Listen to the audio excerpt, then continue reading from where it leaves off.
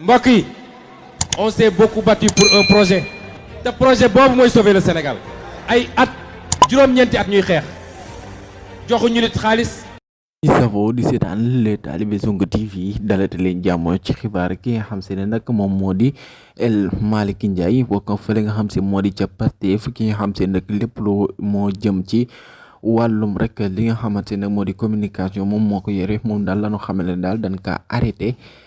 ki nga xam se moo di El Malick Ndiaye loolu nag ñu ngi ko jëlee ci page su Facebook yi nga xam moo di Patrick Sow fa leen ko jégee ci ki nga xam moo di El Malick Ndiaye di leen ko toppal ndax kenn xamagul nag El Malick Ndiaye daal lan la def ba tax na nag ñu jàpp ko ba tax na nag gars yi nag El Malick Ndiaye jàppoon nañ ko ban takkal ko léegi bracelet électronique xawma nag instant bi lan la defaat ba nu jàppat ko Pastef daal instant bi daal singali wan nañ ko rek ginnaaw nag grande réussite bi nga xam te ne kii nii di Ousmane Sonko amoon na ko dem ci concert de casserole bi xawma nag Macky Sall nag lan la bëggati instant bi loolu moom jaaxal na ma trop woy leen di abonné di like di partager rek ñu leen di gën a jox ay xibaar. mbokk yi on s'est beaucoup battu pour un projet te projet boobu mooy sauver le Sénégal ay at juróom-ñeenti at ñuy xeex joxuñu nit xaalis